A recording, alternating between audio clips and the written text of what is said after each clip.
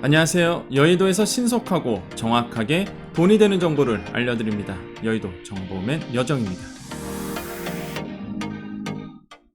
소상공인 전통시장 자금, 즉 저신용 소상공인 분들에게 정책 자금을 빌려주는 제도입니다. 많은 분들이 신청을 하셨는데요. 근데 뜨거운 논란이 되고 있는 게 있습니다. 바로 업력 7년 이상이신 분들이 사실상 굉장히 불리한 조건으로 들어가고 있죠. 자, 이런 부분에 대해서 논란에 대해서 좀 설명을 해드리겠고요. 또 한 가지는 현재 어떻게 진행되고 있는지에 대해서도 말씀을 드리겠습니다. 이번에 접수하신 분들, 또한 이것에 대해서 관심 있는 분들 꼭 영상 보시고 현황 체크 부탁드리겠습니다. 자, 바로 들어갑니다.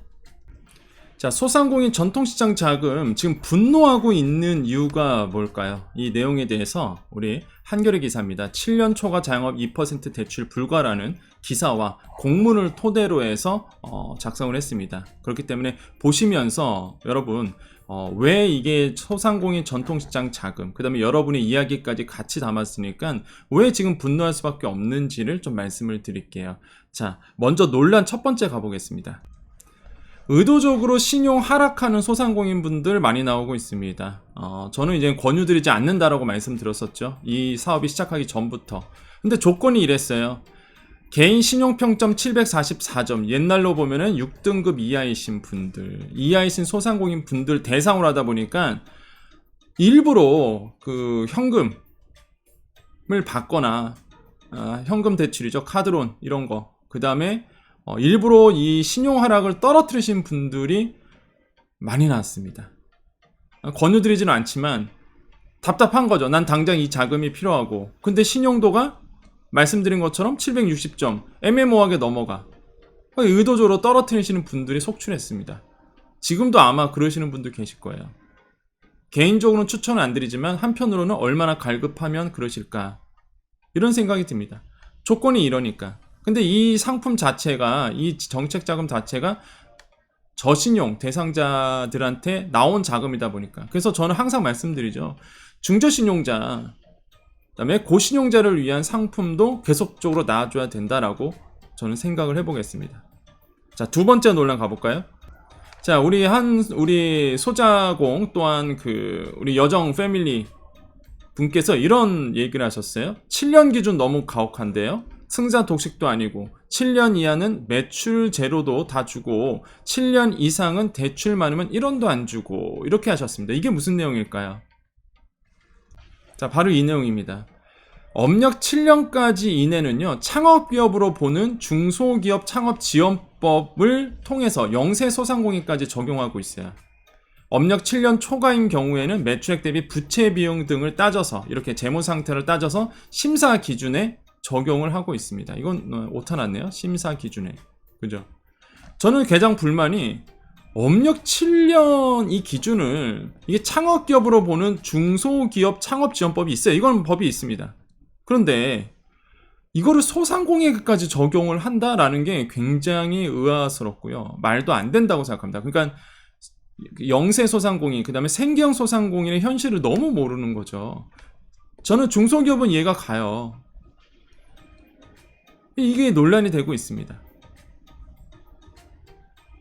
이거에 대해서 이제 중기부 담당자의 말을 들어보는데, 요거는 이제 취재를 통해서 신문사에서, 언론사에서 취재를 통해서 그 중기부 담당자의 말을 옮겨온 거예요. 자, 무슨 얘기했는지 보겠습니다.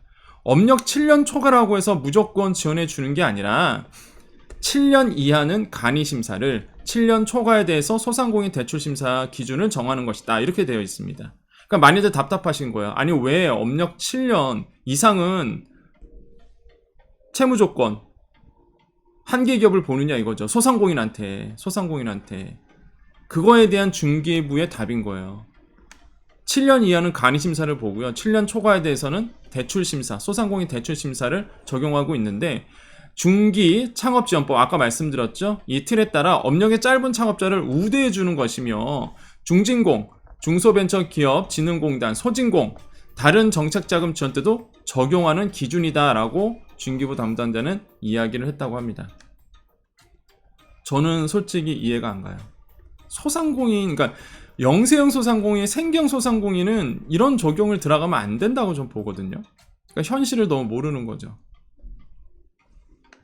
그럼 이제 소진공 담당 부처입니다. 이번에 진행을 하는. 자, 여기서는 무슨 얘기를 하냐면 업력 7년 이상 기업에 대해선 정책자금 지원 심사 때 기본으로 재무 상태를 살펴보게 되어 있다.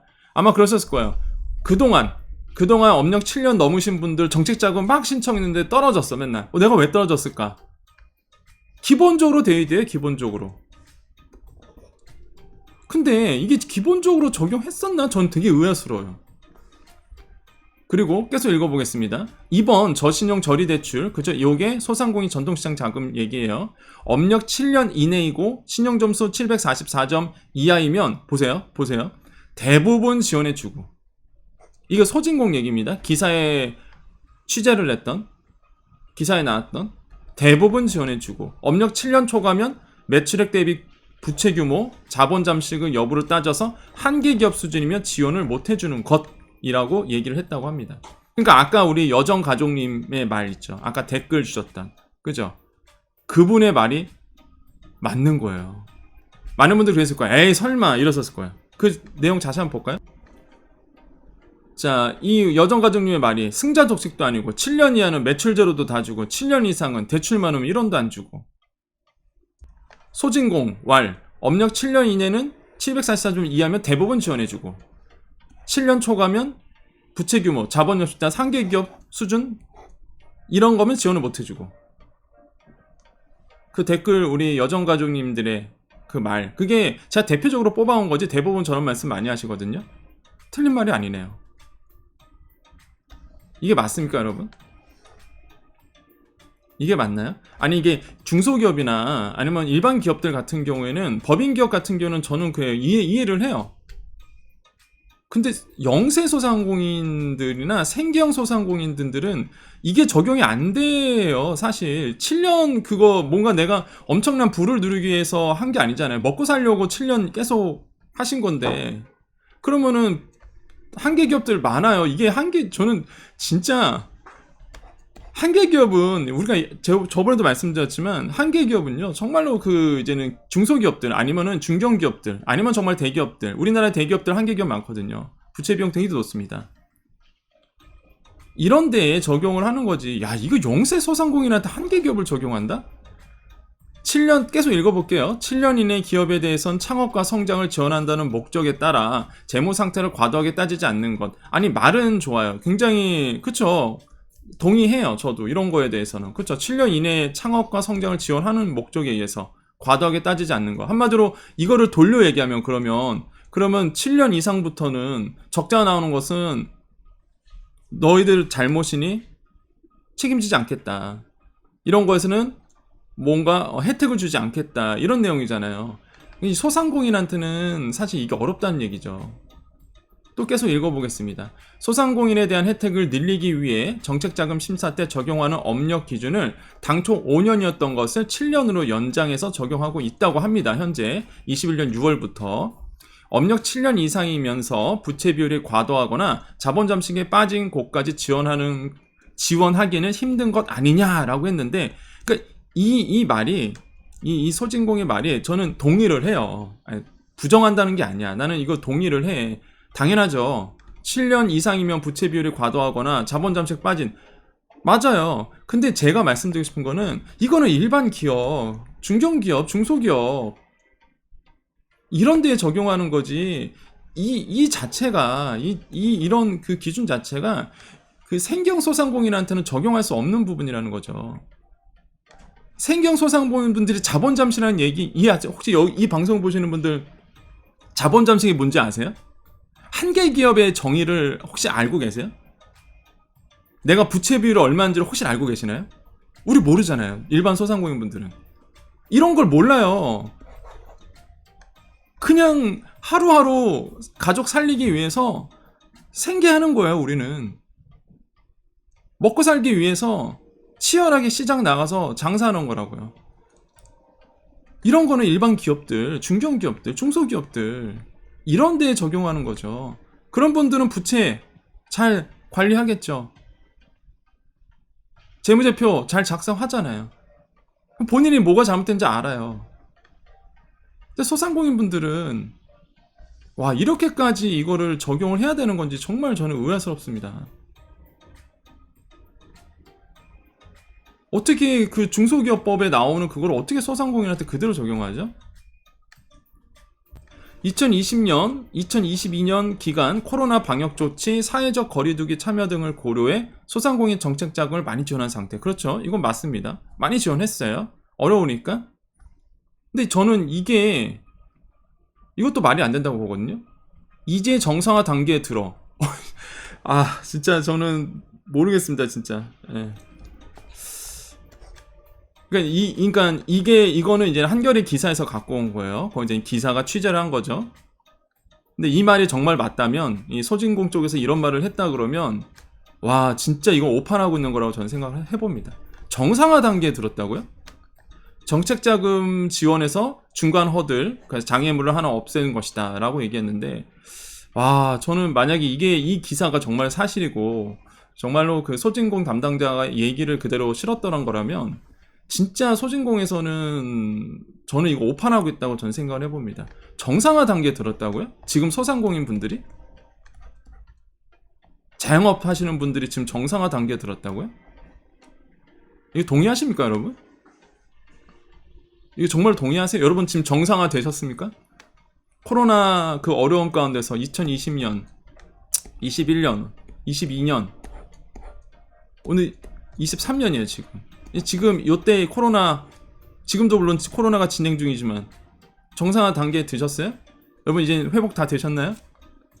지금 열심히 사는데 매출이 일어나나요? 저는 절대 정상화 단계 아니라고 보십니다. 코로나가 줄어든 건 맞죠? 그죠? 일상으로 회복이 됐어요. 근데 그 영향은 지속되고 있죠. 왜? 코로나로 인해서 뭐가 돼요? 금리를 어떻게 했어요? 낮췄잖아요. 유동성이 늘어납니다. 시장에 돈이 많이 풀렸어요. 그랬더니 막 인플레이션이 막 일어나는 거예요. 그랬더니 중앙정부, 중앙은행들이 연준, 우리나라 한국은행 뭐예요? 인플레이션 일어났네. 큰일 났다. 금리 무지 올리죠 지금. 인플레이션 막기 위해서 금리 올리고 있잖아요. 계속 올립니다. 기준금리. 그랬더니 뭐가 돼요? 기준금리를 올리겠다는 얘기는 뭐야? 시장을 침체시키겠다는 의도예요. 그래야지 인플레이션이 낮아지니까. 의도적으로 시장을 침체시키는 겁니다. 그러니까 지금 경기가 안 좋잖아요. 절대 정상화 단계가 아니죠. 이건 코로나부터 시작한 거잖아요. 코로나의 영향은 지속되고 있다는 얘기입니다, 제 말은. 이거를 정상화 단계로 얘기하면 안 되는 거죠. 지금의 금리 상승과 지금의 경기 침체는 코로나 때문에 사실 연장선에 있다고 전 보거든요. 그러면 이런 그 7년 업력 7년 이상이신 분들에 대한 이런 엄격한 그 기준은 그냥 공평하게 가면은 누가 뭐라 합니까? 업력 7년 이내나 7년 이상이나 똑같으니.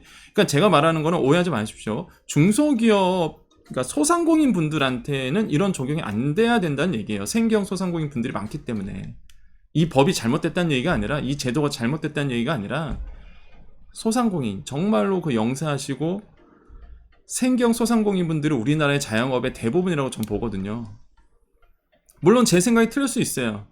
우리나라의 자영업자 분들이 생경이 아니라고 주장한다 그러면 그것도 들어봐야 되겠지만 제 기준을 봤을 때 우리나라 대한민국에서 자영업 하시는 분들은 저는 생경으로 봅니다. 네.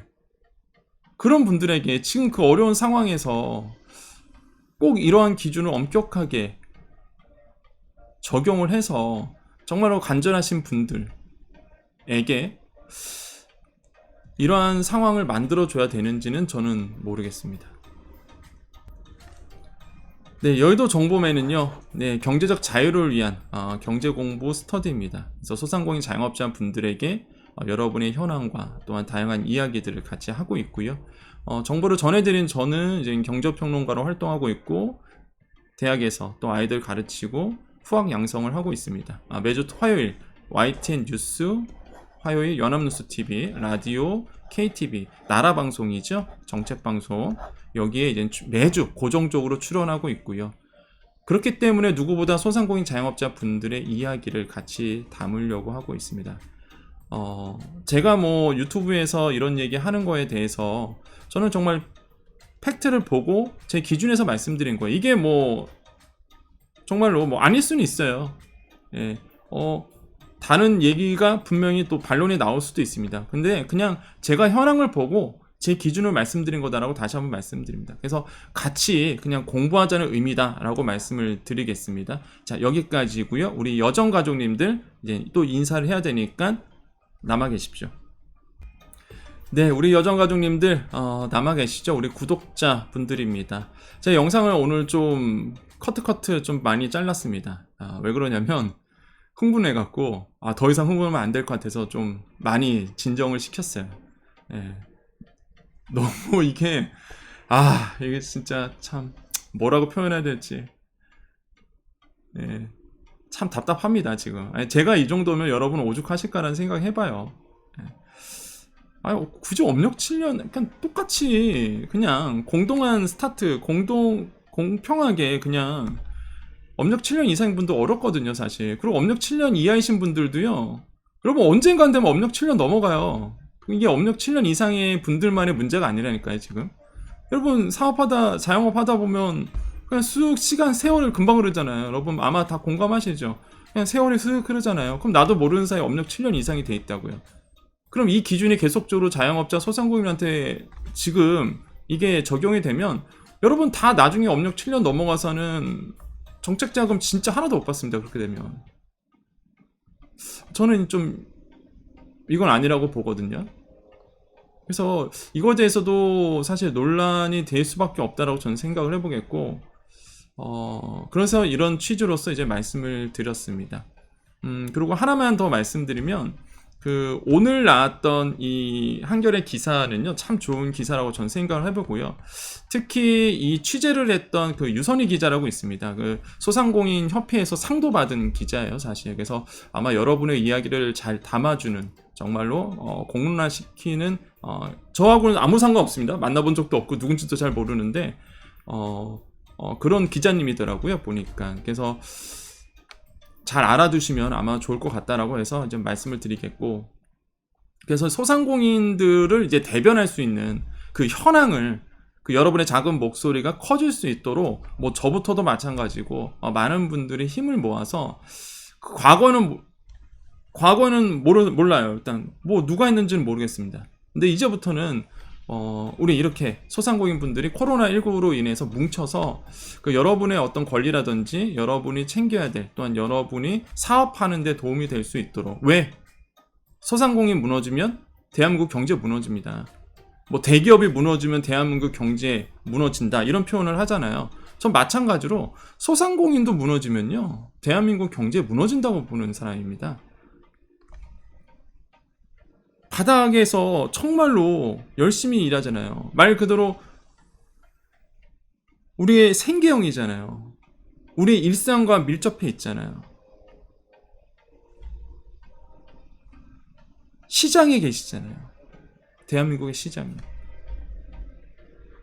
그러니까 저는 이 풀뿌리라고 보통 얘기하잖아요. 풀뿌리. 쫙 퍼져 있는, 대한민국 전국에 퍼져 있는 이런 분들이 무너진다? 그러면은 뭐 대한민국 경제 무너지죠. 여러분의 얘기를 적극적으로 표현해 주시고요. 제가 조금이라도 도움이 될 수 있다 그러면 여러분의 많은 댓글을 통해서 여러분의 댓글에다가 많이 남겨주십시오. 여러분의 의견을. 그래서 제가 읽어보고 그 부분에 대해서 같이 공감하고 이러면서 더 좋은 소상공인과 자영업자 분들이 더 좋은 환경이 열릴 수 있도록 같이 노력했으면 좋겠습니다. 자, 여기까지입니다. 오늘도 같이 또 인사를 해야 되겠죠, 여러분? 너무 이렇게 떨어지신 분들, 요번에 저 안 되신 분들 너무 이렇게 분노하지 마시고요. 같이 좀 어려움을 이겨냈으면 좋겠습니다.